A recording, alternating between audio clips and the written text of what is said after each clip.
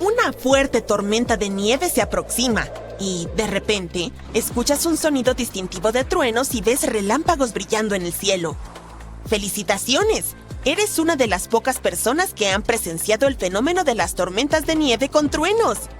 Hasta hace poco, los científicos ni siquiera podían ponerse de acuerdo sobre si era un fenómeno real. Pero ahora, a medida que ven más y más videos en línea, están intentando entender cómo se forma y cuán peligroso es. Algo es seguro. Si ves un relámpago durante una tormenta de nieve, hay al menos 15 centímetros de nieve cayendo en algún lugar cercano. Incluso podemos predecir nevadas intensas de más de 15 centímetros de nieve en 24 horas con la ayuda de una tormenta de nieve con truenos, pero no funciona al revés. No todas las nevadas intensas generan tormentas de nieve con truenos, y los científicos todavía se preguntan por qué. Piensan que este hermoso fenómeno natural ocurre de una manera más o menos similar a las tormentas de verano. La turbulencia en el aire hace que el aire cálido y húmedo que está cerca del suelo se eleve al cielo. A medida que asciende, se enfría y forma nubes llenas de diminutos cristales de hielo, agua superenfriada y granizo blando llamado graupel. Cuando estos elementos chocan dentro de la nube, crean una carga eléctrica, lo que conduce a los relámpagos y truenos. Cuando hace suficiente frío para que nieve, la atmósfera no tiene tanta energía como en el verano. Esto se debe a que el suelo no se calienta demasiado en invierno, así que hay menos calor y humedad en el aire. Por lo tanto, hay menos agua superenfriada en las nubes en comparación con una tormenta de verano. Cuando se dan las condiciones adecuadas, generalmente ocurre cerca de los grandes lagos en los Estados Unidos. En lugares así, el aire frío se mezcla con el agua cálida de los lagos. Esta gran diferencia de temperatura crea áreas donde el aire asciende rápidamente, y esos bolsillos en ascenso pueden causar relámpagos y truenos durante fuertes tormentas de nieve provocadas por el efecto lago. También son comunes en el Front Range de Colorado y las grandes llanuras del norte. Otra diferencia entre una tormenta de nieve con truenos y una tormenta de verano común es que es mucho más difícil detectar la tormenta de nieve con truenos. La nieve absorbe las ondas sonoras, por lo que solo puedes escuchar el trueno si estás a unos pocos kilómetros de distancia. Suena más como un rumor bajo que como un golpe fuerte y agudo. Además, es más difícil ver un relámpago contra el fondo de un cielo blanco brillante lleno de copos. De esta manera, las tormentas de nieve con truenos pueden sorprenderte y golpear como cualquier rayo. Sin embargo, los rayos y truenos que acompañan a una tormenta de nieve generalmente son menos frecuentes y menos intensos que los que ocurren en tormentas de verano. Así que quizás lo peor que trae una tormenta de nieve con truenos son esas intensas nevadas que pueden causar caos en las carreteras y dejarte sin electricidad durante días. Otro fenómeno invernal raro y sorprendente es la dona de nieve. No te conviene comerte estas donas. Parecen ruedas o llantas cubiertas de nieve.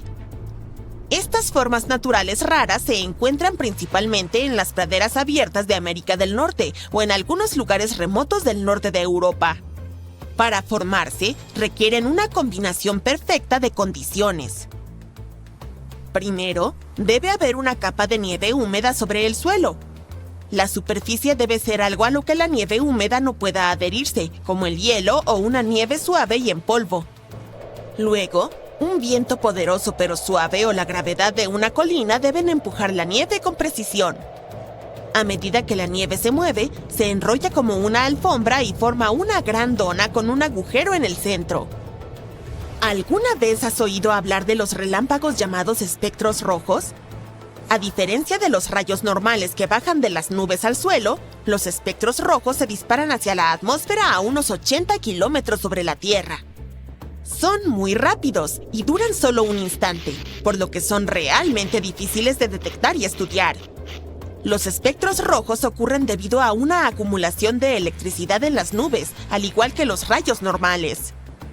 Suelen ser rojos y pueden parecer medusas o zanahorias, y llegan a tener hasta 50 kilómetros de ancho. Los pilotos que vuelan en aviones a gran altitud obtienen las mejores vistas y no se pueden ver desde el suelo. Los científicos piensan que los relámpagos rojos podrían ocurrir en otros planetas con atmósfera, como Júpiter, Saturno o Venus. Comprobaron esta idea en un laboratorio recreando la atmósfera de esos planetas y pasando electricidad a través de ellas.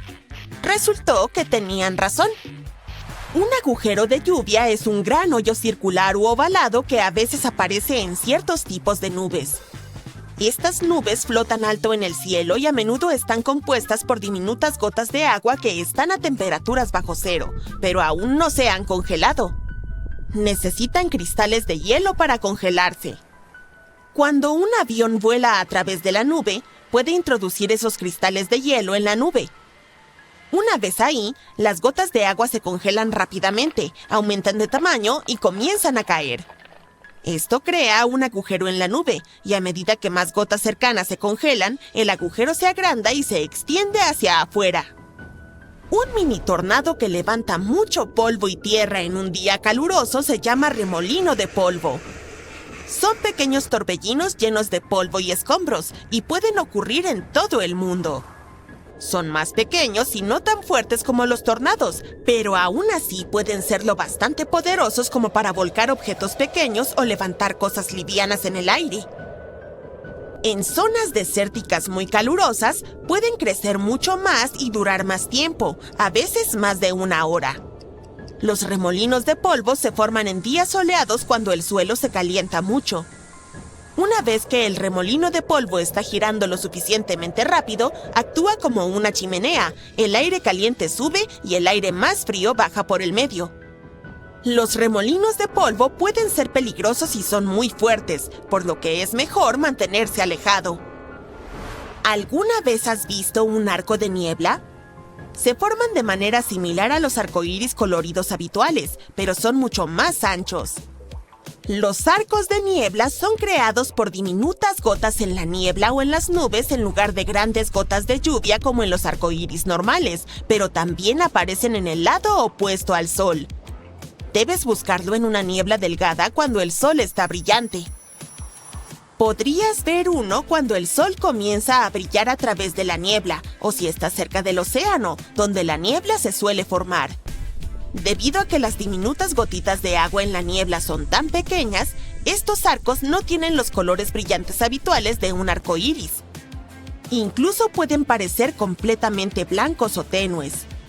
Algunos arcos de niebla son difíciles de ver al principio porque se mezclan con la bruma, pero una vez que los detectas, son fáciles de reconocer. Existen ríos atmosféricos que fluyen en las alturas del cielo. Son corrientes largas y delgadas de aire en la atmósfera que transportan una gran cantidad de vapor de agua. Aunque no puedas verlos, a veces contienen tanta agua como la que el río Mississippi transporta en un día. Cuando estos ríos del cielo llegan a tierra, el vapor de agua que llevan habitualmente se convierte en lluvia o nieve. Algunos son suaves y útiles porque llevan el agua tan necesaria a las zonas secas. Pero los realmente grandes y poderosos pueden provocar intensas tormentas de lluvia o nieve. Si se detienen sobre ciertas áreas, pueden ocasionar inundaciones, deslaves y otros problemas. Un famoso río. ¿Sabías que el Pleistoceno fue realmente importante en la historia de la Tierra? Fue cuando ocurrió la última edad de hielo y los glaciares cubrieron gran parte del planeta. Este periodo duró aproximadamente 2,6 millones de años y terminó hace alrededor de 11.700 años. Lo que es aún más interesante es que los humanos modernos, como nosotros, en realidad evolucionaron durante este tiempo y se habían extendido por toda la Tierra antes de que terminara. También hubo algunos animales realmente fascinantes que vivieron durante el Pleistoceno, como los mamuts lanudos y los felinos de dientes de sable. Desafortunadamente, muchos de ellos se extinguieron al final de esta era. La Tierra ha tenido algunos patrones de clima bastante cambiantes durante los últimos 2,4 mil millones de años. Durante los periodos glaciales, las temperaturas bajan y grandes áreas del planeta se cubren de hielo. Todo comienza con un poco de nieve, que luego se acumula con el tiempo. El hielo refleja la luz del sol, haciendo que todo se enfríe aún más. El resultado vastos glaciares que se mueven lentamente hacia el ecuador, cambiando el paisaje a medida que avanzan. Y cuando el hielo se derrite, los niveles del mar vuelven a subir y todo cambia una y otra vez. En total, ha habido al menos 5 eras glaciales hasta ahora. La primera fue tan intensa que todo el planeta se convirtió en una enorme bola de nieve. Actualmente hay una era glacial, pero estamos en un periodo cálido temporal que comenzó hace unos 11.000 años. Estos periodos cálidos se llaman interglaciales y no estamos seguros de cuánto duran. Todavía hay enormes mantos de hielo que cubren la Antártida y Groenlandia y contienen el 75% del agua dulce de la Tierra. Cuando finalmente se derritan, será el fin de la era glacial actual. La temperatura de la Tierra se ve afectada por algo llamado ciclos de Milankovitch. Básicamente, la cantidad de calor que recibimos del Sol cambia a lo largo de los años, décadas y milenios debido a la órbita, la inclinación y el ángulo del eje de la Tierra. Hay 3 patrones diferentes para estos ciclos. El primero se llama excentricidad, que tiene que ver con la forma de nuestra órbita. El segundo es la oblicuidad, que se relaciona con la inclinación de la Tierra. Y el tercero es la precesión axial, que es como un tambaleo mientras el planeta gira. Dependiendo de dónde nos encontremos en estos ciclos, podríamos experimentar temperaturas más frías o más cálidas. Pero otros factores, como la posición de los continentes y la atmósfera, también juegan un papel en el destino de la Tierra. Por ejemplo, la órbita de nuestro planeta no es exactamente circular. De hecho, es un poco alargada, casi con forma de huevo. Eso significa que a veces estamos un poco más cerca o más lejos del Sol, dependiendo de la época del año. Llamamos al punto más alejado del Sol el apogeo y al punto más cercano el perigeo. Cuando nos encontramos en el apogeo, nos estamos alejando del Sol, pero la gravedad nos termina jalando de regreso hacia él. Esto significa que nuestra órbita cambia un poco cada vez, desplazando gradualmente nuestra posición relativa al Sol. No te preocupes, aunque la órbita cambia a lo largo de miles de años, no tiene un gran impacto en nuestra vida cotidiana. Los cambios en la órbita de la Tierra pueden incidir en cuánta luz solar recibimos durante el verano. Esto significa que las capas de hielo del hemisferio norte se derriten menos y con el tiempo, en realidad comienzan a crecer. A medida que aumentan, reflejan aún más luz solar, lo que hace que el clima sea todavía más frío y extiende el hielo aún más lejos. Este proceso puede durar mucho tiempo, de 10.000 a 20.000 años, y finalmente lleva al planeta a su próxima temporada de congelación. En cuanto a la próxima era de hielo, los científicos creen que podría posponerse indefinidamente. Han descubierto que la interacción humana con el medio ambiente, como el uso de combustibles, podría retrasar la próxima era de hielo hasta en 100.000 años. Las anteriores estaban vinculadas con la cantidad de radiación solar y la concentración de dióxido de carbono de la atmósfera. Esta investigación puede ayudarnos incluso a predecir futuros ciclos. Es impresionante pensar que nuestras acciones actuales podrían afectar el futuro de la Tierra durante miles de años. Y aunque realmente no es importante cuándo comenzará la próxima era de hielo, es increíble saber que los humanos tienen el poder de moldear el futuro en una escala geológica. Las eras de hielo han tenido un gran impacto en nuestro planeta y en la civilización humana, por lo que es fascinante pensar en cómo nuestras acciones podrían cambiar las cosas, quizás incluso para mejor. ¿Cómo era la vida en nuestro planeta durante la última era de hielo? Bueno, América del Norte, por ejemplo, albergaba algunas criaturas enormes. Los mamuts, los esmilodontes, los perezosos gigantes y los mastodontes eran solo algunos de ellos. Y escucha esto. Europa tenía un pájaro no volador de 3 metros de altura que pesaba casi tanto como un oso polar. Mientras tanto, en Australia, existía un lagarto gigante que vivía en todo tipo de hábitats durante el mismo periodo. Aunque algunos animales del Pleistoceno ya no existen, podrías reconocer a muchos de los que aún están presentes hoy en día. En Alaska, por ejemplo, todavía puedes encontrar osos pardos, caribús y lobos. Personas como nosotros también vivieron durante la era de hielo. Nuestra especie, Homo sapiens, tiene unos 300.000 años, y desde entonces nos hemos extendido por todo el mundo. Algunos de nuestros antepasados se quedaron en África durante la era de hielo y no sintieron los efectos completos del frío. Y otros se aventuraron en otras partes del mundo, incluso en los entornos glaciales de Europa. Nuestros antiguos parientes, como los neandertales en Europa y los misteriosos denisovanos en Asia, también estuvieron presentes en esta época. Aunque parecen haberse extinguido antes del final de la Edad de Hielo, es impresionante pensar en todos esos diferentes homínidos que vagaban por la Tierra durante ese periodo. Lo que también es fascinante es cómo nuestra especie sobrevivió a la era glacial, mientras que algunos de nuestros primos no lo lograron. Los expertos creen que nuestra adaptabilidad, nuestras habilidades sociales y de comunicación y el uso de herramientas jugaron un papel crucial. ¿Y sabes qué? Los humanos no se resguardaron durante ese tiempo. De hecho, nos mudamos a nuevas regiones. Las huellas fosilizadas encontradas en el Parque Nacional White Sands en Nuevo México demuestran que los humanos han estado en América del Norte al menos desde hace 23,000 años. Es decir, cerca del pico de la última era glacial. Mientras que una era de hielo completa aún puede estar lejos, existe la posibilidad de que se acerque una mini era de hielo. Algunos científicos creen que en aproximadamente 10 años podríamos experimentar una caída significativa en la actividad solar, lo que llevaría a temperaturas más frías en el hemisferio norte. Esto podría provocar condiciones similares a las de la pequeña edad de hielo de finales del siglo XVII, cuando el río Támesis del Reino Unido se congeló. Aunque los científicos no tienen claro qué causó ese enfriamiento, es fascinante pensar en los cambios que se podrían producir.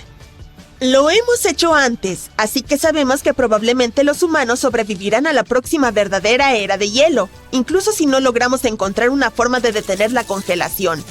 Pero tendría un alto costo.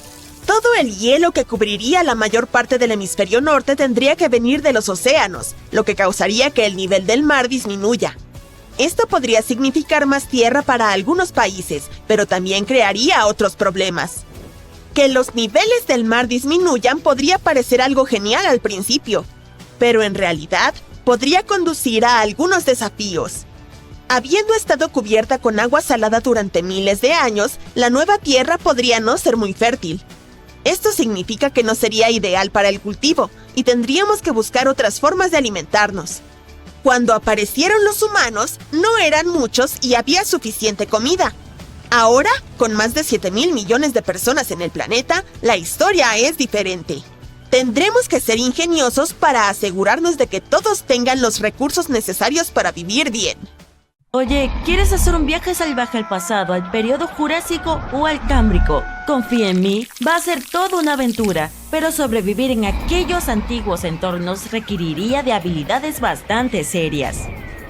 Al inicio del periodo Cámbrico, el aire sería tan delgado como en el campamento base del Monte Everest, pero el clima era en realidad bastante fresco y consistente en aquel entonces.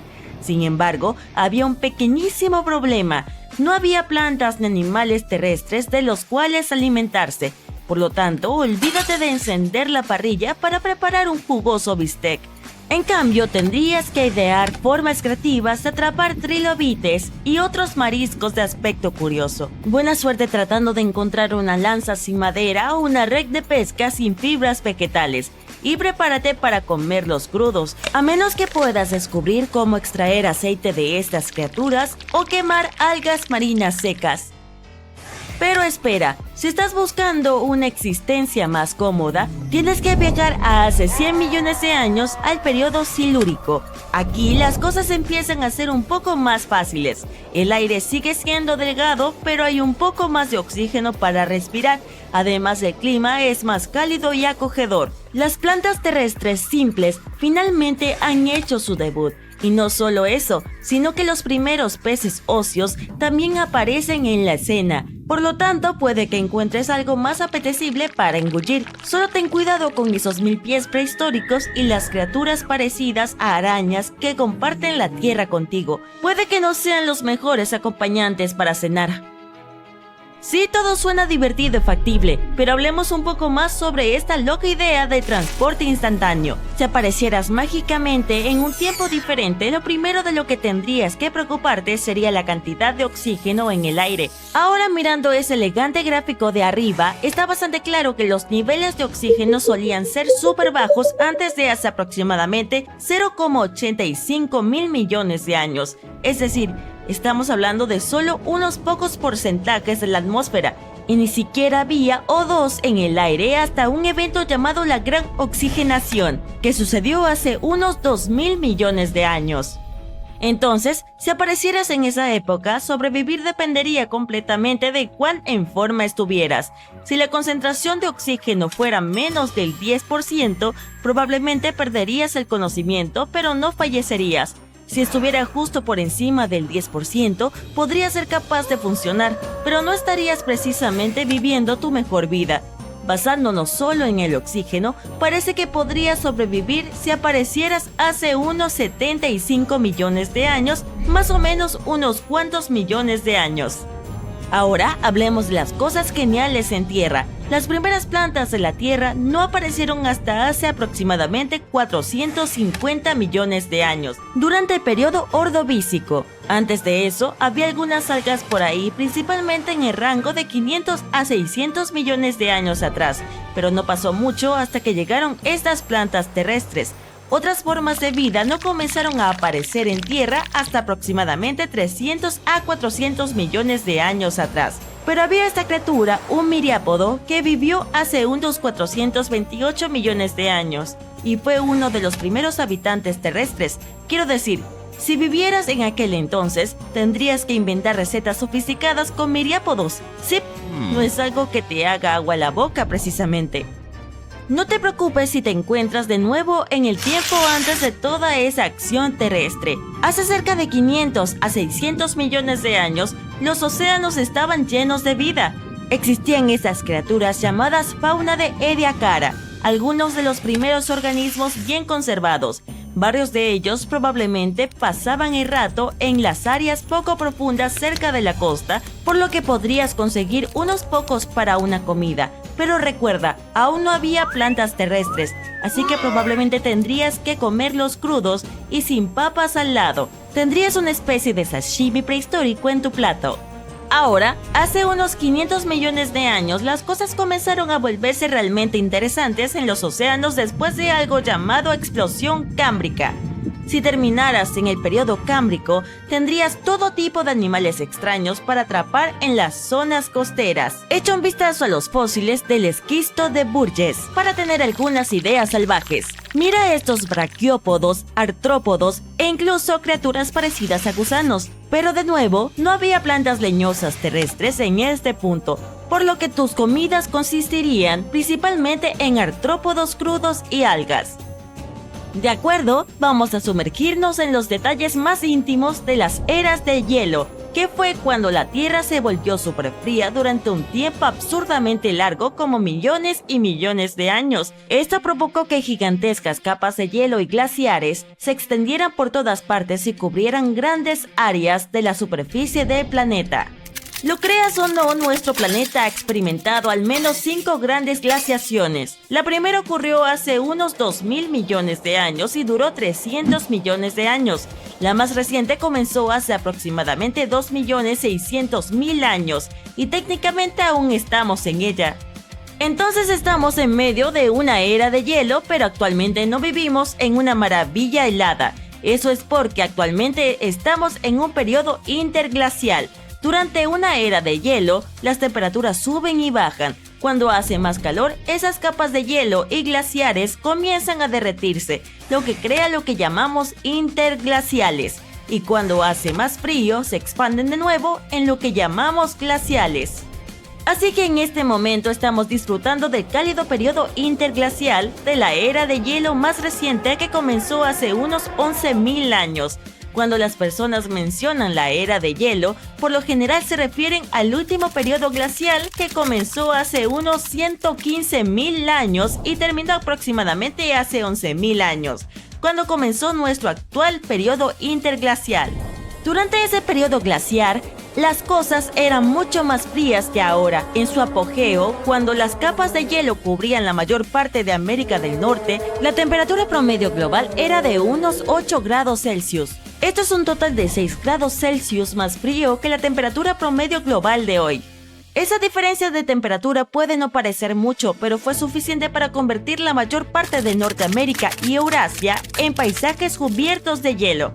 La tierra también era mucho más seca y los niveles del mar eran mucho más bajos porque la mayoría del agua estaba atrapada en esas capas de hielo. Estamos hablando de vastas estepas, planicies de hierba seca tan lejos como el ojo puede ver, y no olvidemos las sabanas, las planicies de hierba más cálidas y los desiertos que también formaban parte del escenario helado.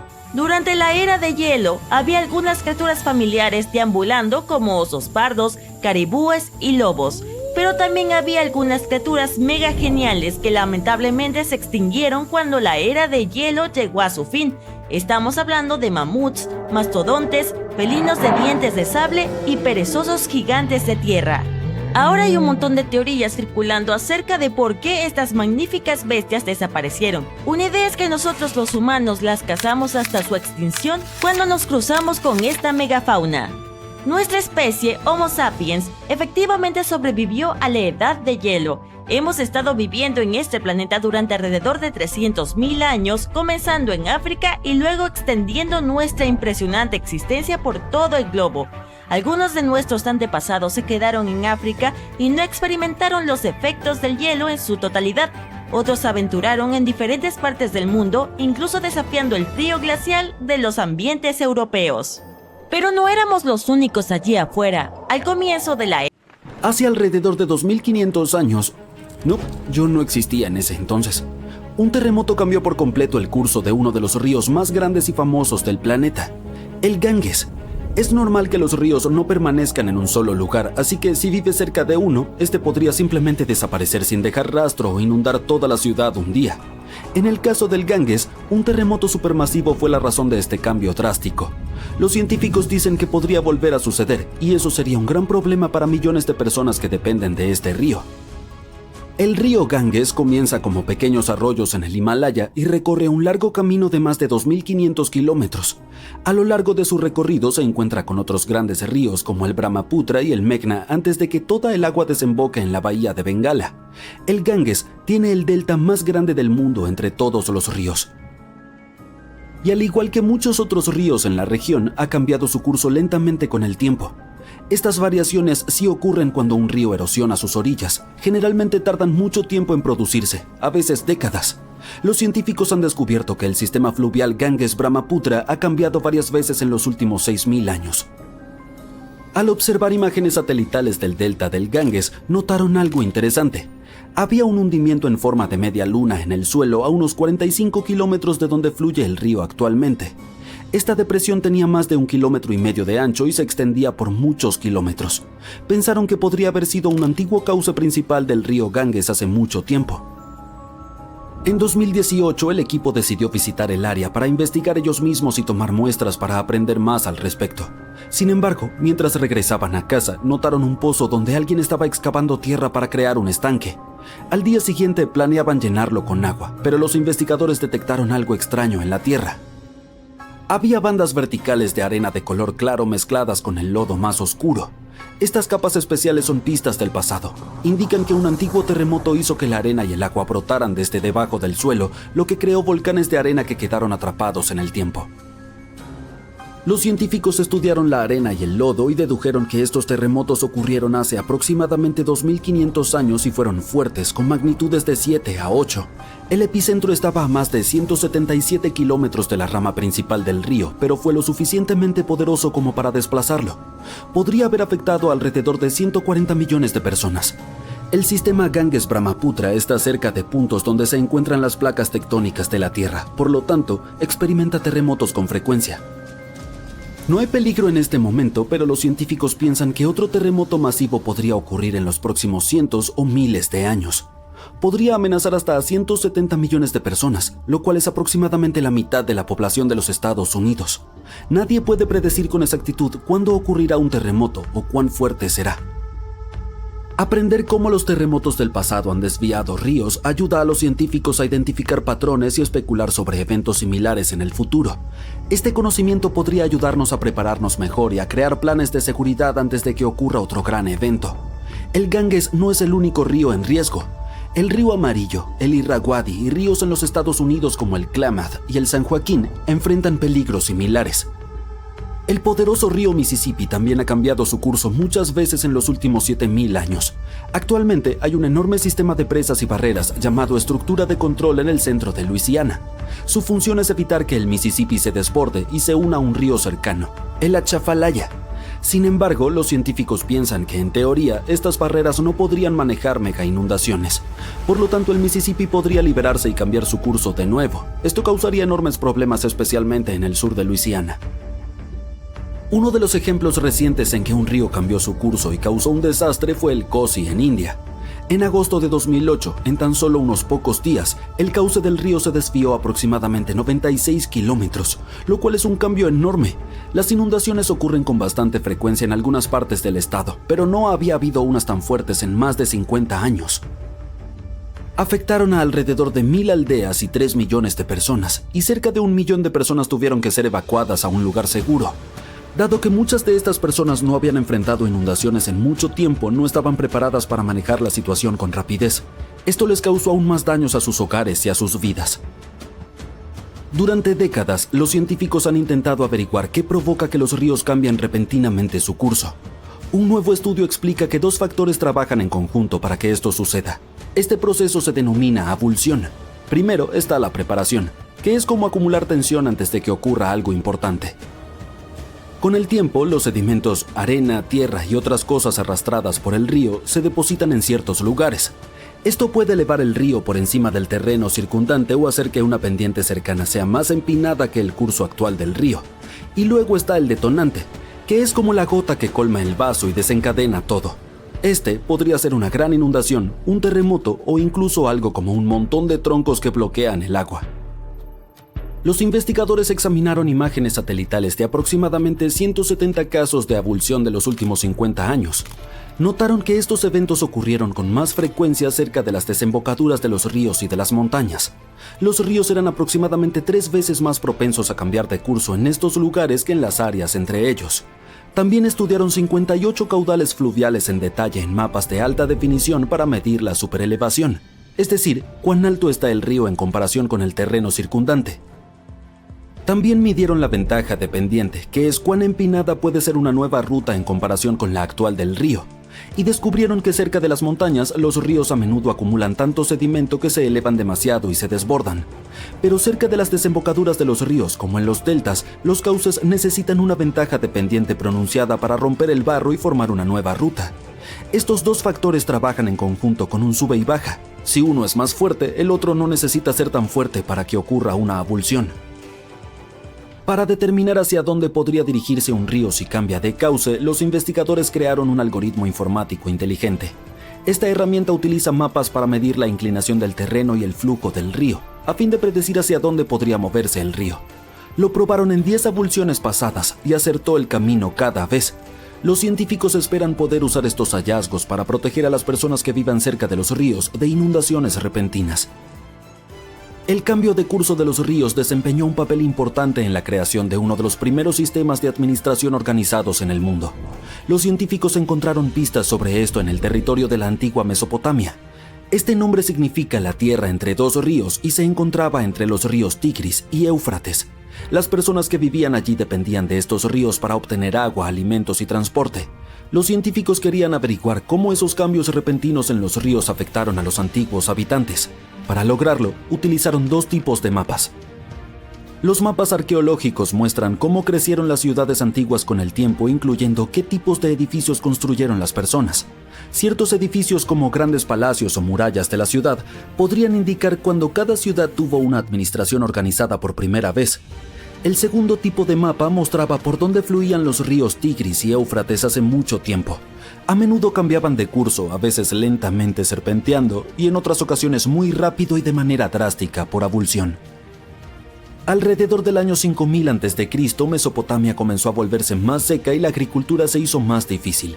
Los agricultores tuvieron que cultivar sus cosechas cerca de los ríos, donde podían usar las inundaciones naturales para regar sus campos o cavar pequeños canales para llevar el agua del río a sus plantas. Debido a que la agricultura era tan importante, los pueblos y ciudades crecieron cerca de los ríos también, para que la gente pudiera mantenerse cerca de su alimento. Pero cuando un río cambiaba repentinamente su curso, la gente no se daba por vencida. Trabajaban juntos para excavar largos canales que llevaban el agua desde la nueva ruta del río de regreso a sus campos. Los canales los ayudaban a obtener agua nuevamente y los edificios administrativos mostraban que se estaban organizando como una comunidad para resolver grandes problemas. Los huracanes pueden ser mucho más aterradores de lo que a menudo creemos, en especial porque pueden desencadenar terremotos. Este sorprendente y alarmante fenómeno, conocido como terremotos de tormenta, fue descubierto por accidente hace no mucho tiempo. Todo comenzó cuando unos científicos estaban tratando de saber más sobre los terremotos de baja frecuencia. Son esos terremotos que son tan débiles que no se pueden sentir. Verás, bajo nuestros pies, la Tierra está constantemente vibrando de maneras sutiles e incesantes que no podemos oír ni ver sin el equipo adecuado. Este zumbido geológico, por así decirlo, está impulsado por el movimiento de los océanos, que cubren alrededor del 70% de la superficie de nuestro planeta. Los científicos han descubierto que este zumbido podría ser en realidad un registro útil de sucesos ambientales. Para averiguar de dónde proviene, los expertos utilizaron un equipo conocido como sismómetro. Puedes pensar en estos dispositivos como pequeñas orejas presionadas contra el suelo, que captan todo tipo de vibraciones, como los fans saltando en el concierto de su ídolo, aviones volando cerca o incluso terremotos superdistantes que sacuden la Tierra. Los terremotos de muy baja frecuencia son difíciles de rastrear a largas distancias porque las señales que producen pueden aparecer de manera diferente en distintos dispositivos de medición. Para solucionar este problema, los expertos idearon una forma de seguir estas señales combinando lecturas de áreas más pequeñas, algo así como armar un rompecabezas. Sin embargo, mientras hacían esto, se toparon con un extraño conjunto de sucesos que se parecían un poco a los terremotos que estaban estudiando, pero no eran exactamente iguales. La primera cosa extraña que notaron fue que este fenómeno específico era estacional. Nunca ocurría entre mayo y agosto, por ejemplo. Eso es completamente diferente de los terremotos, que pueden suceder en cualquier momento del año. La segunda cosa llamativa es que los terremotos suelen ocurrir más en la parte occidental de los Estados Unidos, donde el suelo se desplaza a lo largo de fallas en la superficie. Pero estas nuevas y extrañas vibraciones se extienden no solo a lo largo de la costa oeste de América del Norte, sino también hacia el lado oeste. Entonces, ¿qué podría estar desencadenando este nuevo fenómeno? Lo que descubrieron es que muchos de estos temblores coincidieron con el momento en que grandes tormentas azotaron América del Norte. Así que, en esencia, estamos hablando de una cadena de reacciones. Lo que ocurre es que durante una temporada específica, los huracanes o tormentas fuertes pueden transferir energía a los océanos, formando olas muy fuertes. Estas olas luego interactúan con la tierra sólida, donde se produce actividad sísmica.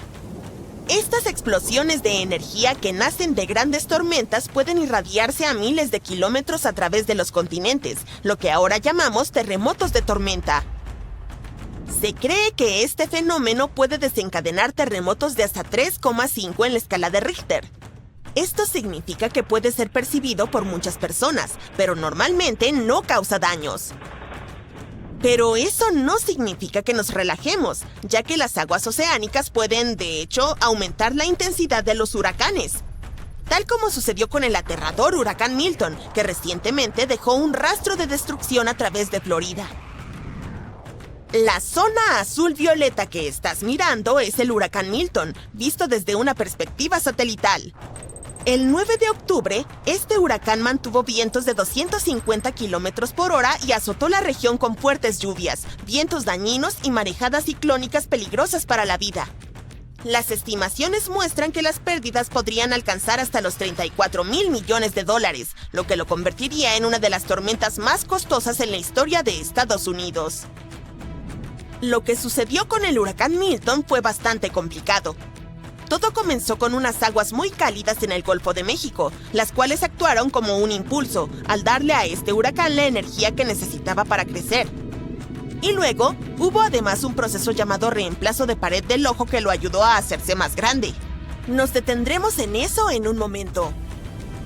Entonces, cuando el huracán Milton se acercaba a la costa, ocurrió algo extraño. Se cruzó con una corriente de aire de rápido movimiento llamada corriente en chorro, que fluye a gran altura en la atmósfera. Normalmente, los vientos en las partes norte y noroeste de un huracán no son tan fuertes como en otras zonas. Pero debido a esta interacción con la corriente en chorro, los vientos en estas partes de la tormenta se volvieron mucho más fuertes de lo esperado. En casi cada giro, el huracán Milton sorprendió a todos e intensificó su fuerza más rápido de lo que hemos visto en años. Amenazó con golpear tanto la costa oeste como la este de Florida con una peligrosa marejada, poniendo en gran riesgo la bulliciosa zona de la bahía de Tampa, que alberga a más de 3 millones de personas. Entonces, ¿cómo se convirtió el Milton en un problema tan grave? Bueno, el asunto comenzó en el Océano Pacífico Oriental. Por lo general, los huracanes siguen un camino bastante predecible, salen de la costa de África, cruzan el Atlántico y ganan fuerza en las cálidas aguas del Caribe. Pero el Milton tuvo un giro en su historia de origen. Comenzó como los remanentes de una depresión tropical que cruzaron la península de Yucatán y se encontraron con un frente estancado en el Golfo. Una vez que el Milton se puso en marcha, no se contuvo. Pero cuando alcanzó esas temperaturas récord en el océano, fue como darle una bebida energética. El agua cálida y el aire húmedo eran los ingredientes perfectos para un huracán en ascenso. Rápidamente, las velocidades del viento de Milton aumentaron a 150 kilómetros por hora.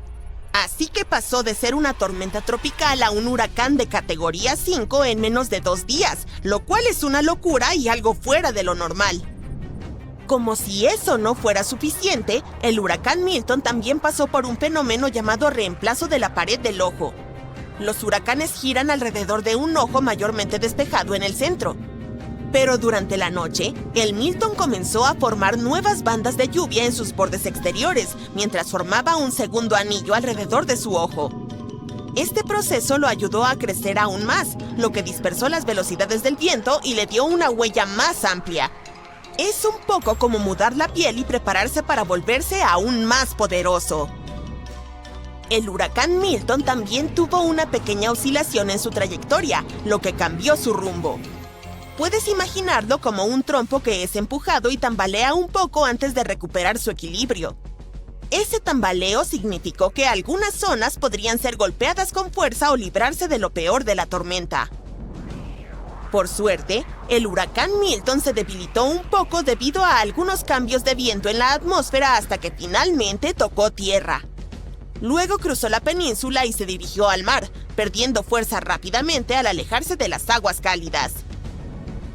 Aunque los daños fueron significativos, la buena noticia, si es que se puede llamar así, es que los expertos sinceramente esperaban que las cosas fueran mucho, mucho peores. Aún así, surge una pregunta. ¿Cuán cerca estuvo la velocidad del viento del Milton del máximo? O en otras palabras, ¿existe un límite para la fuerza que puede alcanzar un huracán? La respuesta es sí. Existe un límite de velocidad para los vientos de un huracán, pero no es una cifra exacta. Entre el año 774 y 775, la Tierra fue golpeada por una mega explosión de radiación. Esta fuerte ráfaga de energía dejó su huella. Los anillos de los árboles de ese año muestran niveles excesivamente altos de material radiactivo. ¿Pero cuál fue exactamente la causa? Los científicos tienden a pensar que fue una llamarada solar. Algunos creen que tal vez una supernova masiva causó la ráfaga de radiación. Después de analizar el carbono radiactivo y el berilio en los anillos de los árboles, los científicos descartaron otras posibilidades. Inicialmente consideraron que podría haber sido una colisión entre estrellas de neutrones o entre una estrella de neutrones y un agujero negro. Estos tipos de choques producen una ráfaga superrápida de rayos gamma sin ningún espectáculo de luz, lo cual concuerda mejor con la evidencia. Pero ese tipo de colisiones son extremadamente raras. Flight cree que es poco probable que esta sea la respuesta. Él calcula que deberíamos ver uno de estos fenómenos en nuestra galaxia una vez cada 1 millón de años, por lo que haber tenido uno hace apenas 1200 años parece bastante increíble. Los científicos están muy preocupados por estos sucesos raros. Si uno ocurriera más cerca de la Tierra, podría causar serios problemas en la vida de nuestro planeta. Incluso si estuviera a miles de años luz de distancia, un fenómeno similar hoy traería un enorme caos con todos los sofisticados sistemas electrónicos de los que dependemos. Por lo tanto, es bueno que esas ráfagas de rayos gamma sean tan raras, porque si fueran más comunes, la Tierra podría enfrentar tiempos difíciles. Tal vez pienses que si nuestro planeta pudo soportar mega explosiones de radiación, podría resistir algo menos aterrador, como las langostas. Lamento decirlo, pero no es del todo cierto. Allá por 1874, durante un verano caluroso en Kansas, las cosas tomaron un rumbo extraño. Las langostas, o debería decir acrídeos, invadieron las grandes llanuras. Descendieron como una tormenta, cubriendo casas, árboles e incluso a los trenes que pasaban. Estos insectos tenían una misión: causar el caos. Los agricultores tuvieron que apresurarse para proteger sus pozos y todo lo que valiera la pena salvar. Las langostas aterrizaron por todas partes y causaron estragos en todo lo que veían. Incluso las pobres ovejas perdieron su lana. Las langostas despojaron de pintura los vagones y quitaron los mangos de los rastrillos, así de destructivas eran. El ganado intentó contraatacar comiéndoselas, pero eran demasiadas. Ese año, estos bichos causaron alrededor de $200 millones en daños a los cultivos. La invasión de las langostas fue tan dura que incluso el ejército de Estados Unidos intervino para ayudar. Al final, las langostas comenzaron a desaparecer y las llanuras se salvaron de mayores devastaciones. Los desastres naturales pueden ser incluso más impredecibles que las ráfagas de radiación espacial y las invasiones de langostas. Mira esto. En junio de 2017, un criador de renos del noroeste de Siberia estaba ocupado en lo suyo cuando de repente escuchó una explosión tremendamente fuerte y vio humo saliendo del suelo. Si eso me pasara a mí, saldría corriendo. Más tarde encontraron un enorme agujero que tenía unos 7 metros de ancho y casi 20 metros de profundidad, y estaba rodeado de trozos de hielo y tierra. Resultó que había más de 17 de estos agujeros negros en la zona. Estaban llenos de agua turbia y rodeados de misterio. Algunas personas pensaban que eran sumideros, otros estaban seguros de que fueron el resultado de pruebas de dispositivos secretos o incluso de un montón de meteoritos. La idea más reciente es que estos huecos son en realidad cráteres causados por el calentamiento del Ártico, que derrite el suelo congelado. La teoría sostiene que, a medida que el suelo se descongela, las bolsas de gas atrapadas bajo la superficie estallan y así forman estos agujeros dramáticos. Aparentemente estos extraños cráteres han aparecido en lugares específicos de Siberia, donde fallas geológicas antiguas han estado liberando gas natural caliente durante años. Combina eso con algo de metano residual de sedimentos de lagos antiguos y tienes la receta para algunas sorpresas explosivas a medida que el planeta se calienta. ¿Todavía no tienes miedo? De acuerdo. Tal vez te asusta la oscuridad, ¿cierto? Si es así, no te habría gustado vivir en el 536. Fue el año en el que el mundo vivió un loco periodo de 18 meses de oscuridad. Una niebla misteriosa cubrió Europa, Medio Oriente y partes de Asia, bloqueando el sol y causando caos. Era como la Edad Oscura, pero de verdad. Resulta que la principal responsable de esta niebla fue una erupción volcánica ocurrida en Islandia, que esparció cenizas por todo el hemisferio norte, causando la caída de las temperaturas y el fracaso de las cosechas. La gente se congelaba y se moría de hambre. Fue un desastre. Incluso los historiadores de entonces hablaban de lo extraño que era. El sol parecía la luna, los veranos eran helados e incluso nevaba en China en verano. Todo se debía a las cenizas volcánicas que bloqueaban el sol. Y para empeorar las cosas, este periodo de oscuridad desencadenó el inicio de la peste bubónica en el año 541. ¡Qué época difícil para estar vivo! Regresemos rápidamente a Siberia. Allá por 1908, muy adentro del territorio, un asteroide hizo una visita inesperada. Hoy lo conocemos como el asteroide de Tunguska, pero no obtuvo su nombre de inmediato. La gente del lugar apenas alcanzó a ver el espectáculo, una brillante bola de fuego surcando el cielo seguida de un estruendo impresionante. Los árboles salían disparados, los incendios ardían y los animales tampoco estaban demasiado contentos. Pero como la zona era tan remota, no fueron muchos los que se dieron cuenta. Durante casi 2 décadas, nadie se molestó en visitar el sitio de Tunguska. La gente tenía demasiado en qué pensar en aquel entonces, pero después los científicos finalmente llegaron allí y encontraron evidencia de las travesuras del asteroide. En expediciones posteriores, descubrieron micropartículas espaciales. Avanzando hasta hoy, la NASA tiene todo un programa de defensa planetaria. Incluso enviaron una misión para probar tecnología de desviación de asteroides, porque quién sabe cuándo vendrá a tocar a nuestra puerta la próxima roca cósmica, ¿verdad? A mediados del siglo XIX ocurrió otro épico fenómeno solar conocido como el evento Carrington. Puede que no parezca gran cosa, pero tuvo consecuencias bastante graves. El día siguiente al suceso, la Tierra fue golpeada por una tormenta geomagnética increíble que descontroló los telégrafos y llevó a las auroras hasta los trópicos, lugares a donde casi nunca llegan. Pero toda esta locura climática espacial comenzó con cosas extrañas que ocurrieron en la superficie del Sol, como las manchas solares. De estas manchas pueden surgir llamaradas solares y otros fenómenos electromagnéticos que interfieren con nuestra tecnología. Tormentas solares poderosas como esta pueden ser expulsadas del Sol a velocidades de hasta 3 kilómetros por segundo. Pueden contener miles de millones de toneladas de material solar, acompañadas de un pequeño campo magnético atrevido que disfruta alterando el campo magnético de la Tierra cuando se encuentran. Ahora presta atención, nos estamos acercando al próximo máximo solar en 2025, así que es buen momento para revisar la historia de las peores tormentas solares como el evento Carrington y tomar nota. Imagina si una tormenta similar ocurriera hoy.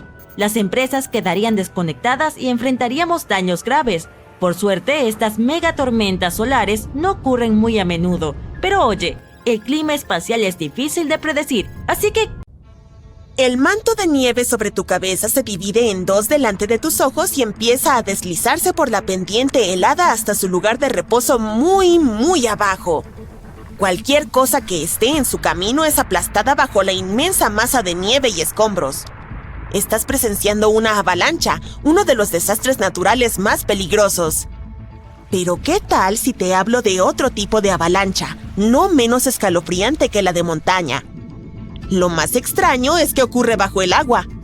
Las avalanchas submarinas son fenómenos naturales poderosos y devastadores, a menudo mucho más peligrosos que las terrestres. Tienen el potencial de causar estragos en todo el planeta, con consecuencias catastróficas. ¿Y qué es lo más alarmante? Ocurren todo el tiempo bajo la superficie del océano, son imposibles de ver, de predecir y extremadamente difíciles de medir. Tales avalanchas pueden volverse 100 veces más grandes que las terrestres y representan un gran riesgo para las comunicaciones mundiales, con el potencial de dejar a todo el planeta sin internet. Pero hablaremos de ello un poco más adelante. Primero, retrocedamos 60.000 años en el tiempo. Estamos cerca de la costa noroeste de África, listos para presenciar la escala colosal y el impacto devastador de una gigantesca avalancha submarina. Comenzó como un pequeño deslizamiento de tierra bajo el agua en el cañón de Agadir. Al principio, eran solo 1,5 kilómetros cúbicos de material. Pero en poco tiempo, esta masa aumentó más de 100 veces su tamaño mientras viajaba por el fondo del Océano Atlántico. A medida que la avalancha se aceleraba y crecía, recogía grava, arena, rocas y lodo. Talló un camino devastador a través de uno de los cañones submarinos más grandes del mundo, mientras arrasaba con todas las formas de vida animal y vegetal a su paso. El desastroso flujo fue tan poderoso que erosionó un tramo de 400 kilómetros del cañón, cortó cientos de metros en sus lados y dañó un total de 4.500 kilómetros cuadrados, que es el área de más de 3 ciudades y media de Nueva York. En cuanto a la fuerza del flujo, fue tan inmensa que propulsó enormes peñascos por las paredes del cañón y alcanzó alturas de hasta 130 metros. Antes de que los científicos descubrieran la evidencia de este suceso catastrófico, habían subestimado la magnitud de la destrucción causada por las avalanchas submarinas. Por cierto, estas devastadoras catástrofes pueden comenzar no solo en lo profundo del océano, sino también en los estuarios. Regresemos al 14 de enero de 2020 y veámoslo nosotros mismos. Una corriente de turbidez, un flujo rápido y descendente de agua con gran cantidad de sedimentos, se precipitó más de 1.100 kilómetros desde el estuario del río Congo hasta el mar profundo. Esta corriente apareció debido a dos factores: una terrible inundación a lo largo del río Congo a finales de diciembre de 2019 y mareas vivas inusualmente grandes. Esto dio como resultado una avalancha de arena y barro. Su volumen fue equivalente a 1/3 de todo el sedimento producido anualmente por todos los ríos del mundo. Esta avalancha de sedimento se aceleró y aumentó su velocidad de 5 metros por segundo en la parte superior del cañón del Congo a 8 metros por segundo cuando alcanzó el final del canal, casi a 1.100 kilómetros de la costa. Esta ruta convirtió a la avalancha en la más larga de sedimentos jamás medida en nuestro planeta. 2 días después, el flujo llegó al océano profundo. La avalancha rompió 2 cables de telecomunicaciones en el fondo marino y redujo la velocidad de los datos de Internet en toda el área de África Occidental, Central y Sur. Hasta ahora, antes de este desastre, los científicos consideraban que medir avalanchas submarinas poderosas era poco práctico. Pero el flujo de sedimentos en el cañón del Congo pudo ser monitoreado y así permitió finalmente a los investigadores evaluar cómo las grandes inundaciones fluviales se conectaban con el mar profundo. También concluyeron que la frecuencia con la que ocurrían las avalanchas submarinas dependía de la ubicación del observador. Los cañones submarinos cercanos a las desembocaduras de los ríos pueden experimentar varias pequeñas avalanchas al año. Otros sistemas, lejos de las desembocaduras de los ríos, como el cañón de Agadir, pueden tener solo una monstruosa avalancha cada 10.000 años aproximadamente. Tal vez te preguntes qué puede provocar una avalancha bajo la superficie del océano. Pues bien, terremotos, tifones, mareas altas, inundaciones fluviales e incluso erupciones volcánicas. Y debido a nuestro cambiante clima, este tipo de sucesos se vuelven cada vez más frecuentes e intensos. Al mismo tiempo, estos detonantes no significan que una avalancha sea inminente. Tampoco se relacionan con la magnitud del suceso. Compruébalo tú mismo. En 1755, un poderoso terremoto golpeó la costa de Portugal y arrasó grandes partes de Lisboa. Decenas de miles de personas perdieron la vida durante ese desastre, pero solo desencadenó una pequeña avalancha submarina. Y en 1929, un gran terremoto frente a la costa de Terranova, Canadá, provocó la mayor avalancha submarina jamás registrada. La corriente viajó a una velocidad de 70 kilómetros por hora y arrastró rocas, arena y lodo. Rompió 11 cables del lecho marino en su camino cuesta abajo. La avalancha fue tan poderosa que produjo un tsunami que cobró la vida de 28 personas a lo largo de la costa. Las avalanchas submarinas son totalmente invisibles porque ocurren a gran profundidad bajo la superficie del océano, lo que las hace muy difíciles de estudiar. Pero debemos encontrar una manera, porque estos flujos son muy importantes. Transportan sedimentos, nutrientes e incluso contaminantes a través del fondo oceánico. Así que un equipo de investigación de Liverpool decidió desentrañar este misterio. Durante los últimos 40 años, han recolectado más de 300 muestras del fondo oceánico. Combinadas con datos sísmicos y batimétricos, que es una manera sofisticada de referirse al mapeo oceánico, lograron reconstruir una avalancha submarina gigante. Fue la primera vez que una avalancha submarina de este tamaño fue cartografiada. Lo más impresionante es que comenzó de una manera bastante modesta, pero pronto se transformó en una colosal avalancha que creció hasta más de 200 metros de altura. Para ponerlo en perspectiva, imagina una avalancha del tamaño de un rascacielos desplazándose desde Liverpool hasta Londres, mientras excava una zanja de 30 metros de profundidad y 15 kilómetros de ancho. Luego, se extiende por un área más grande que el Reino Unido, cubriéndolo con varios metros de arena y lodo.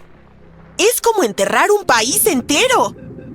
Estos hallazgos son realmente importantes porque demuestran que incluso un pequeño deslizamiento submarino puede convertirse en algo sumamente destructivo. Pero eso no es lo peor. Pensemos en los cables de Internet submarinos, que son esenciales para la comunicación global. Hay más de 550 cables activos en el fondo del mar a nivel mundial. Su longitud total es de 1.400.000 kilómetros. Eso es suficiente para dar la vuelta a nuestro planeta 35 veces. Cuando una avalancha submarina rompe cables del lecho marino, los efectos suelen ser muy costosos y devastadores. Por ejemplo, en 2006, un terremoto de Taiwán provocó avalanchas submarinas que cortaron numerosos cables del lecho marino que conectaban el sudeste asiático con el resto del mundo. El operador de Internet más grande de China sufrió una pérdida del 90% del tráfico hacia los Estados Unidos en el momento más crítico del suceso. En cuanto a Taiwán, experimentó entre un 74 y un 100% de pérdida en el tráfico hacia las islas vecinas. Entonces, ahora tal vez entiendas por qué debemos aprender más sobre este fenómeno natural. Afortunadamente, los investigadores de la Universidad de Tulane han encontrado una manera de analizarlo en 3D. Estudios anteriores solo observaban los deslizamientos submarinos en 2D, lo que no proporcionaba una imagen completa de cómo se comportaban realmente. La nueva investigación se centró en cómo los flujos submarinos interactuaban con las minicuencas, características naturales en el lecho marino que parecen tazones poco profundos. A pesar de ser llamadas mini, estas cuencas pueden ser enormes, de hasta 10 kilómetros cuadrados. Cuando las corrientes de turbidez fluyen hacia estas minicuencas, no solo se detienen. No, chocan contra el lado opuesto y giran hacia atrás, como remolinos de agua en un arroyo. Estos flujos giratorios mueven el sedimento antes de que se asiente en el fondo del océano. El tamaño de la minicuenca y la velocidad del flujo pueden cambiar el comportamiento de la corriente. Si la cuenca es grande y la corriente es lenta, Inundaciones, tornados, tsunamis, huracanes. Todos estos desastres naturales pueden volverse extremadamente peligrosos, pero estamos familiarizados con ellos. Pero, ¿qué tal un desastre natural que nunca antes había ocurrido, pero que podría ocurrir en cualquier momento? Podría ser una supererupción. Eso es lo que sucede cuando entra en erupción un supervolcán. Es posible que sepas que el parque Yellowstone está ubicado en la cima de un supervolcán. La última erupción masiva ocurrió hace unos 664.000 años, y la anterior a esa hace aproximadamente 1,3 millones de años. Si hacemos los cálculos, entenderemos que la próxima erupción podría ocurrir pronto. No hay pruebas sólidas de que el supervolcán esté desesperado o preparándose para una erupción, pero ¿cómo sería si sucediera? Meses antes de la erupción, los terremotos de pequeña escala se volverían más frecuentes y más poderosos en el área. No mucho antes de la erupción, la creciente presión empujaría el suelo sobre el volcán creando una cúpula. Se abrirían grietas estrechas a lo largo de los bordes de esta cúpula. El magma comenzaría a ascender hacia la superficie y luego comenzaría la erupción. Una enorme columna de lava y ceniza se dispararía en el aire a una altura de más de 26 kilómetros. El volcán seguiría arrojando ceniza durante días y días. El aire en esta área se calentaría hasta 300 grados Celsius. Para todos los seres vivos, la lluvia de ceniza sería una de las consecuencias más peligrosas de la erupción. Los edificios y los árboles comenzarían a derrumbarse bajo el peso de esta sustancia densa. Solo tomaría un par de días para que una capa de ceniza de 3 metros cubriera el territorio de unos 80 kilómetros alrededor del centro de la erupción. Después de que la ceniza llegara a la estratosfera, las temperaturas en todo el mundo comenzarían a descender. La erupción también sería rica en azufre y este elemento es un bloqueador solar eficaz. Es por eso que pronto haría tanto frío que no habría verano en todo el mundo durante los próximos años. Las estaciones del monzón cambiarían. Sería difícil para los animales encontrar comida y agua limpia. Ahora, ¿qué tal un estallido de rayos gamma? No te tropiezas con este tipo de radiación en tu vida cotidiana. Un estallido de rayos gamma ocurre cuando dos estrellas de neutrones chocan. El colapso de una estrella masiva también puede producirlo. Los rayos gamma podrían representar un grave peligro para la Tierra. Si un estallido de rayos gamma ocurriera cerca de nuestro planeta natal, podría arrancar nuestra capa de ozono. Después de eso quedaríamos desprotegidos de la radiación ultravioleta del Sol. Además, los rayos gamma también podrían producir ozono terrestre. Este tipo de ozono podría filtrarse en el océano, ya que es soluble en agua, y eso conduciría a una extinción masiva de la vida marina. Las plantas tampoco sobrevivirían a este desastre. Ahora que lo pienso, los sumideros gigantes podrían tragarse comunidades enteras. Uno de esos sumideros se abrió en la ciudad de Nueva York. Arrastró una camioneta estacionada hacia la Tierra. Ocurrió en el verano de 2022, y no fue el único sumidero que apareció en esta zona. Los habitantes locales reportaron cerca de 4,000 sumideros en toda la ciudad. Este tipo de problema también es muy común en Florida, y es mucho más grave de lo que puede parecer. Los sumideros se abren de repente, derribando todo y a todos los que están cerca. Los sumideros aparecen en todo el mundo, lo que los convierte en un problema global. Son totalmente impredecibles y se forman sin previo aviso. Afortunadamente, los expertos saben qué los causa. En algunos lugares hay vastas áreas de agua subterránea, pero durante las sequías, esta agua se seca. Esto crea grandes cavernas vacías. Después de fuertes lluvias, la superficie sobre una caverna de este tipo puede colapsar, creando un sumidero en cuestión de minutos. Ok, pero ¿qué pasa si nos encontramos con un agujero negro errante? Es posible que sepas que un agujero negro es una región del espacio donde la gravedad es tan poderosa que ni siquiera la luz puede escapar de sus garras.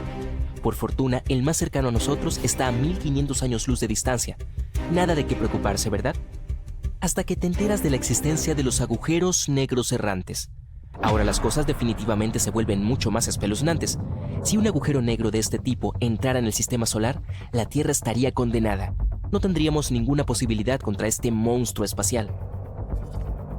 En 2020 se detectaron 13 agujeros negros errantes no muy lejos de nuestro planeta. Pero no te preocupes, no muy lejos, en términos espaciales, significa alrededor de 1,000 millones de años luz de distancia. Así que nos queda algo de tiempo. Además, la posibilidad de tal desastre es muy baja. Otro desastre natural que aún no hemos experimentado es una mega inundación. Nunca ha sucedido antes, pero los cambios climáticos crean un riesgo potencial. Podría empezar, digamos, en California. Este estado experimentó algunas inundaciones realmente malas en el pasado. Una de ellas se extendió hasta 96 kilómetros de ancho y 480 kilómetros de largo. Si ocurriera un desastre similar en estos días, causaría daños por valor de $1 billón. También desarraigaría a millones de personas. Pero ahora hablemos de un hipercán. A juzgar por el nombre, este desastre natural podría volverse extremo. Un hipercán es un teórico huracán de potencia insuperable. Ocurriría si el océano se sobrecalentara como resultado del cambio climático o por una erupción volcánica masiva. En cualquier caso, estas condiciones podrían crear un huracán que se extendería mucho más allá de la estratosfera inferior. Y como puedes suponer, los huracanes regulares no hacen eso. La velocidad del hipercán alcanzaría los 805 kilómetros por hora. La presión en el interior sería lo suficientemente baja como para no dejar que el hipercán se desgastara tan rápido como otros huracanes. El hipercán podría durar semanas seguidas, pero lo peor, podría dañar o incluso destruir parte de la capa de ozono de la Tierra. Y el agujero podría ser del tamaño de todo el continente norteamericano. Ahora, este desastre natural sí sucedió antes, hace unos 66 millones de años. Apuesto a que sabes lo que estoy insinuando. Sí, ese meteorito que supuestamente borró a los dinosaurios de la faz de la Tierra. Este visitante espacial de 11 kilómetros de ancho viajaba a 108,000 kilómetros por hora. Como resultado de la colisión, el 75% de toda la vida en el planeta desapareció y el invierno reinó en la Tierra durante 18 meses. ¿Quieres saber un secreto? Los meteoritos golpean la Tierra todo el tiempo, e incluso más de ellos apenas le erran a nuestro planeta. Pero también es muy difícil predecir los impactos de meteoritos. Los científicos pasan por alto muchos de ellos hasta que casi los tenemos encima. Es por eso que los expertos están trabajando en un sistema de alerta temprana que podría prevenir desastres. Podría hacer que los impactos de meteoritos sean menos catastróficos o, al menos, dar tiempo a las personas para evacuar. También podría ser nuestro propio Sol el responsable de otro desastre natural. Estoy hablando de una llamarada solar masiva. En la escala del daño a la sociedad, pocas catástrofes pueden compararse con este evento. No destruiría edificios como un tsunami o un terremoto. Tampoco acabaría con vidas de la misma manera que lo haría un supervolcán o un meteorito, pero paralizaría toda nuestra forma de vida. Esto al destruir toda la infraestructura electrónica de la Tierra. El costo de este desastre alcanzaría billones de dólares. E incluso haría que otras infraestructuras fallaran, Comunicación, medicina, transporte, sistemas bancarios, todos caerían como fichas de dominó, y sería increíblemente difícil recuperarlos. La Tierra se quedaría sin electricidad durante años. No habría luz eléctrica, ni computadoras, ni teléfonos. Los sistemas de suministro de agua estarían fuera de servicio. No habría comida en los supermercados, no habría electricidad y la gente no podría reiniciar las redes eléctricas ya rotas. En 1859, personas de todo el mundo se despertaron en medio de la noche. Estaba tan claro como durante el día. Los cielos se iluminaron con auroras, rojo, verde, púrpura. Aparecieron incluso en las regiones donde nadie las había visto antes, como las Bahamas, Jamaica o Hawái. Los telégrafos se cargaron eléctricamente, aunque estaban desconectados. En muchas áreas comenzaron los incendios. Entonces la tecnología apenas existía. Pero imagínate la avalancha de problemas que podría causar una llamarada solar hoy. Bueno, eso es un montón para procesar, ¿no? En el lado positivo, omití la parte en la que el megalodón espacial gigante viene a darle un mordisco a la Tierra. No creo que haya muchas posibilidades de que eso suceda. ¿O sí? Rocas, rodando por las laderas de un volcán retumbante, empujando a otras rocas más grandes en su camino, y finalmente, cayendo al océano en una enorme cascada, causando una ola cuya altura nunca antes se había visto en el mundo. Esto es lo que podría suceder si la depresión de Helena, de la gran isla de Hawái, cayera al agua.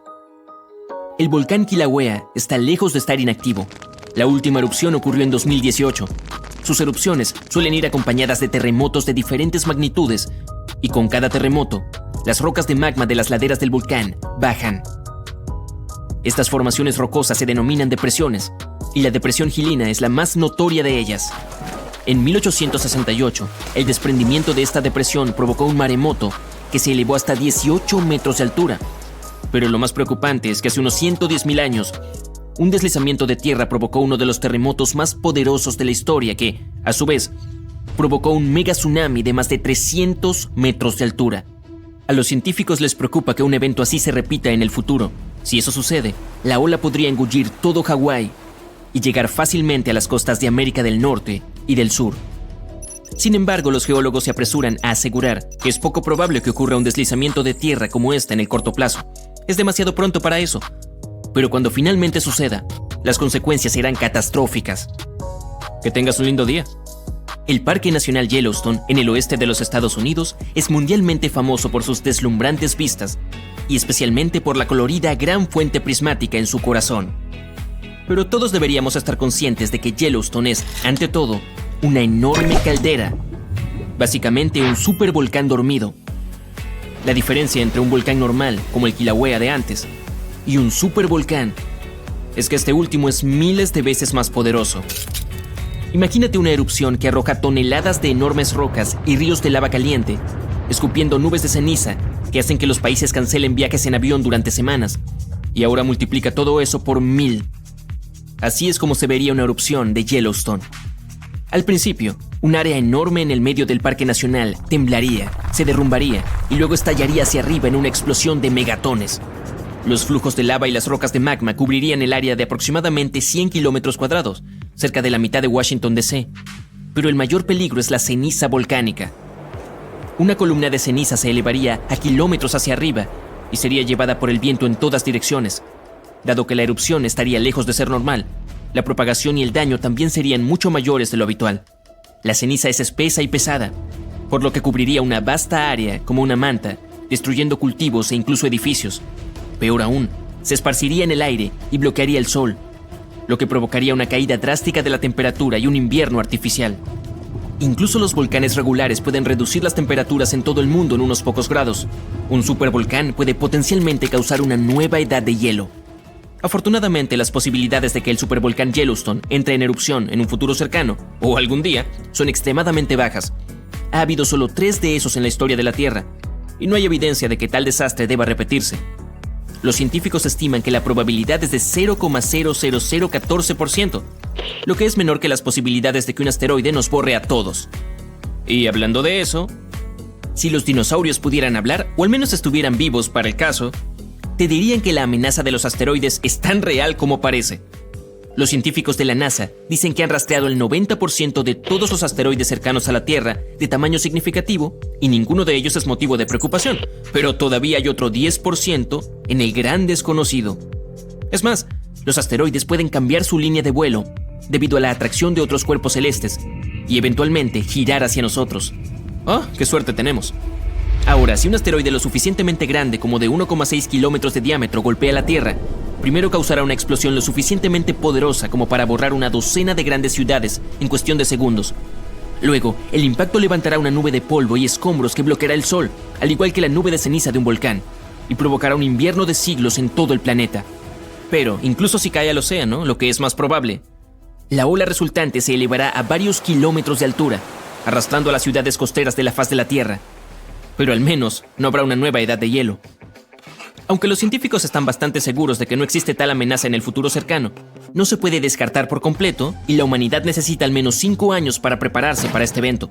Si un gran asteroide cercano a la Tierra cambia repentinamente su curso y gira a la derecha hacia nuestro planeta, no tendremos ninguna posibilidad contra él. ¿Alguien quiere ver una película sobre desastres? Sin embargo, una calamidad mucho más probable se encuentra justo debajo de nuestros pies. Es la falla de San Andrés en California. La falla ha estado lista para su ruptura desde hace años, y los científicos estiman que es probable que ocurra un terremoto en esta línea en las próximas 3 décadas. Y cuando suceda, no será nada agradable. Esperan una magnitud de 8 grados, que es comparable a algunos de los terremotos más devastadores de la historia. Es aún más peligroso, ya que California alberga algunas de las ciudades más pobladas del oeste de los Estados Unidos, como Los Ángeles y San Francisco. Los edificios de gran altura son comunes allí y son particularmente vulnerables a los temblores subterráneos. El terremoto de San Andrés podría causar mucho daño, tanto a las ciudades como al campo. En el peor de los casos, el suelo podría romperse, destruir edificios, granjas y cambiar el paisaje por completo. Aún así, los científicos creen que la probabilidad de un terremoto de este tipo es de solo el 7% en los próximos 30 años, por lo que existe una gran probabilidad, 93%, de que nunca veamos eso en nuestra vida. Sin embargo, existe otro peligro de terremoto no muy alejado del anterior: el megaterremoto en Chile. El país se encuentra justo encima de una zona de subducción, un área donde 2 placas tectónicas se encuentran y van una debajo de la otra. En el lugar de su encuentro, el estrés se acumula debido a su movimiento continuo, y una vez que ese estrés es demasiado, se produce un gran terremoto. Chile ha experimentado muchos terremotos en los últimos años, y los científicos están preocupados de que puedan estar preparando el área para uno realmente grande. Creen que se producirá un gran terremoto antes de finales de siglo, y que podría ser devastador para la zona costera. Incluso terremotos más pequeños provocaron tsunamis que inundaron la costa oeste, y uno tan grande como ese probablemente levante una ola de una altura increíble. En el lado positivo, Chile ahora sabe prepararse con anticipación para los próximos desastres naturales. Y los geólogos están bastante seguros de que la gente podrá evacuar antes de que el terremoto ocurra. En septiembre de 1859, el astrónomo Richard Carrington estaba mirando al Sol y de repente vio una llamarada brillante en su superficie. Lo anotó en sus registros, pero solo se dio cuenta de lo importante que era un par de días después. La energía de esa llamarada llegó a la Tierra y la golpeó directamente, lo que provocó que la aurora boreal apareciera sobre Cuba y quemara las líneas telegráficas de todo el mundo. Esto se denominó Evento Carrington y fue una tormenta solar. Tales tormentas azotan la Tierra con bastante frecuencia, pero ninguna de ellas ha sido tan poderosa como el Evento Carrington, ni antes ni después. Pero en 2012, los astrónomos registraron una llamarada solar similar, cuya energía casi golpeó a nuestro planeta una vez más. Si hubiera sucedido solo una semana antes, habríamos tenido un gran problema. Hoy en día la humanidad depende de la electricidad en casi todos los aspectos de la vida, y una poderosa tormenta solar afectaría mucho al campo electromagnético de la Tierra. Todos los aparatos eléctricos se apagarían o provocarían un cortocircuito, y los enormes transformadores que alimentan básicamente todo se estropearían para siempre. Se necesitarían años para repararlos, y el costo de un apagón tan masivo sería de billones de dólares. Lo peor de todo es que la ciencia es casi incapaz de predecir las tormentas solares, e incluso si pudiéramos saber sobre ellas con anticipación, no podríamos detenerlas. La llamarada ocurre en cuestión de segundos, y las partículas tardan unos 8 minutos en llegar a la atmósfera de la Tierra y provocar perturbaciones. El corte de energía vendría un poco más tarde, en 1 o 2 días, cuando una enorme nube de plasma llegara a nuestro planeta. Por el momento, no hay protección contra las erupciones solares, y las posibilidades de que haya una lo suficientemente potente como para cortar toda nuestra electricidad en los próximos años son bastante altas, cerca del 12%. Lo único bueno de todo esto es que ahora conocemos esa posibilidad y al menos podemos prepararnos de antemano. Oye, no olvides empacar ropa interior y calcetines, siempre los necesitarás. La Tierra no es una esfera perfecta, eso lo sabemos. Pero el verdadero misterio está kilómetros bajo nuestros pies. Muy debajo de la corteza, el planeta se ha enfriado durante miles de millones de años, pero no de manera uniforme. El lado del Pacífico pierde calor más rápido, mientras que el lado africano retiene ese calor por más tiempo. Esa diferencia es la razón por la que la Tierra sigue inquieta, con terremotos desgarrando el suelo y fuego volcánico rompiendo la superficie. Piensa en la Tierra como un motor enorme que se apagó. El exterior se enfría primero, pero en el interior profundo, el calor persiste. Ese calor interno es energía residual de cuando se formó el planeta, y desde entonces ha tratado lentamente de escapar. Durante mucho tiempo, los científicos asumieron que la Tierra perdía calor de manera uniforme en todas direcciones. Caliente en el centro, enfriándose lentamente en todos lados. Pero cuando un equipo de la Universidad de Oslo hizo simulaciones retrocediendo 400 millones de años y rastreó por dónde escapa el calor, vieron algo muy diferente. El enfriamiento no era simétrico para nada. Un lado del planeta lo hace más rápido que el otro. La diferencia es notable. El hemisferio del Pacífico, dominado por el océano más grande y profundo del mundo, se ha enfriado unos 50 grados Kelvin, es decir, unos 50 grados Celsius de diferencia, comparado con el lado de África y Eurasia. La razón es básicamente aislamiento. África y Eurasia están sobre una corteza continental antigua de varias capas. El lado del Pacífico es lo opuesto. Es mayormente océano, descansando sobre una corteza mucho más delgada, donde el calor escapa fácilmente. Además, el agua fría del mar encima extrae ese calor sin parar. Como el lado del Pacífico se enfría tan rápido, la roca en las profundidades se vuelve pesada y se hunde hacia el núcleo. Es como una banda transportadora gigante en cámara lenta que arrastra la corteza terrestre con ella. El material pesado se hunde y al hacerlo, jala los bordes de las placas tectónicas, creando tensión, fosas, terremotos y cadenas de volcanes. La mayoría de los terremotos y volcanes de la Tierra ocurren en un gran anillo llamado el Cinturón de Fuego. Aquí es donde el fondo oceánico se enfría, se vuelve pesado y se hunde en el planeta. Toda esa roca que se hunde viaja miles de kilómetros hasta chocar con una estructura masiva del tamaño de un continente, justo cerca del núcleo terrestre. Los científicos llaman a esto una masa, porque el pesado fondo oceánico cae constantemente sobre ella. La masa del Pacífico está aplastada y fijada, pesada e inmóvil. Pero la otra mitad del mundo hace exactamente lo opuesto. Bajo África, no hay muchas placas hundiéndose que actúen como peso. Sin esa presión manteniéndola abajo, la masa africana puede crecer alta y ligera. Empuja hacia arriba, levantando el suelo desde abajo y transformando todo el continente. De hecho, esa burbuja ascendente ya está empezando a desgarrar la superficie. En África Oriental, una grieta enorme conocida como el Gran Valle del Rift se está abriendo lentamente, mientras el suelo es empujado desde abajo. Eventualmente, la presión será tan alta que África literalmente se partirá en dos, permitiendo que un nuevo océano llene el espacio. Hay una teoría fascinante que sugiere que estas masas podrían ser los restos de un antiguo planeta llamado Theia. Algunos investigadores creen que Theia chocó con la Tierra hace miles de millones de años, y mientras parte se desprendió para formar la Luna, algunos fragmentos pesados pudieron hundirse dentro de nuestro planeta. Entonces, la razón por la que nuestro interior es tan desigual podría ser que literalmente tenemos pedazos de otro mundo enterrados dentro del nuestro. Pero eso es solo una teoría arriesgada. Sea cual sea su origen, estas masas importan porque dividen al planeta en dos comportamientos diferentes. En el lado del Pacífico, las placas frías siguen hundiéndose y acumulándose. En el lado opuesto, el calor se acumula en las profundidades y empuja hacia arriba con el tiempo. Una mitad está dominada por movimiento descendente, la otra por movimiento ascendente. Y este desequilibrio no se detiene en el manto. Aparece en el centro mismo del planeta, porque el núcleo interno de la Tierra sigue creciendo. El hierro líquido a su alrededor gradualmente se solidifica y se adhiere al núcleo. Este proceso no avanza al mismo ritmo en todas partes. Un lado del núcleo interno crece más rápido que el otro. Podría sonar como si fuera a desequilibrar al planeta, pero no es así. El interior de la Tierra no es rígido como una bola de metal sólido. Con el tiempo, el material interno puede moverse gradualmente. La gravedad jala todo hacia el centro. ayudando a que todo sea más uniforme y manteniendo el núcleo bastante redondo. Pero bastante redondo no significa perfecto.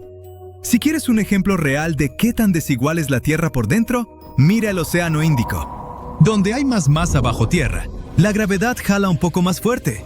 Donde hay menos masa, jala menos. En medio del Océano Índico hay una enorme anomalía llamada el hoyo gravitacional del Océano Índico.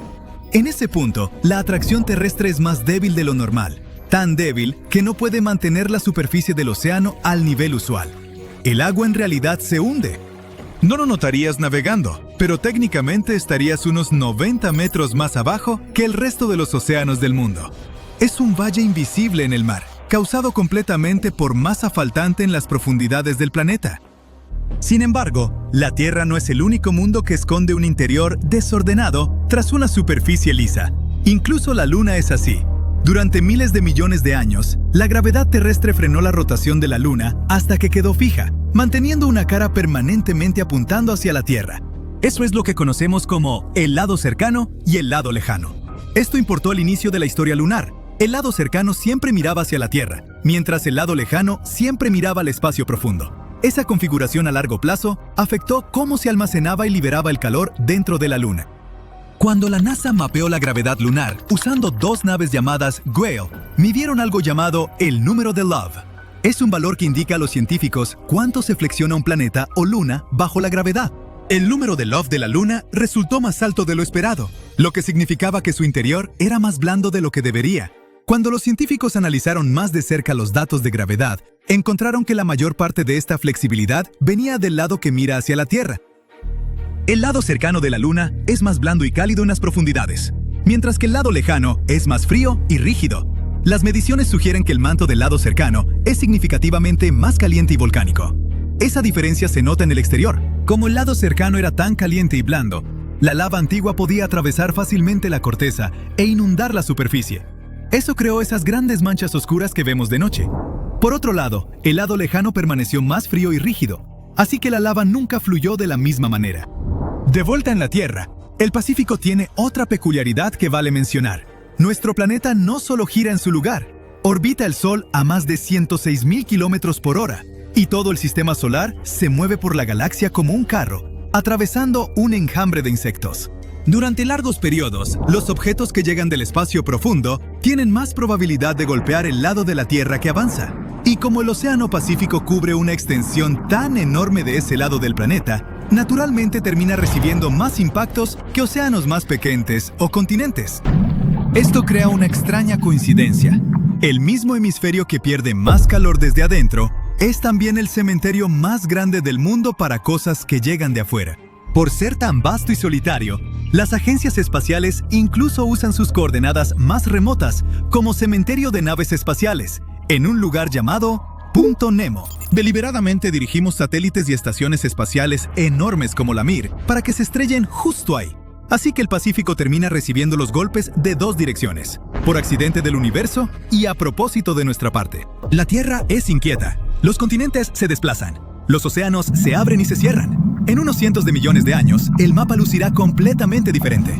El Pacífico en realidad se está encogiendo ahora mismo. Eventualmente, las Américas podrían chocar con Asia, y un nuevo océano tendrá que tomar el trabajo de ser el radiador principal del planeta y su parachoques frontal. Pero por ahora, probablemente deberíamos agradecer a ese enorme, frío y desafortunado océano.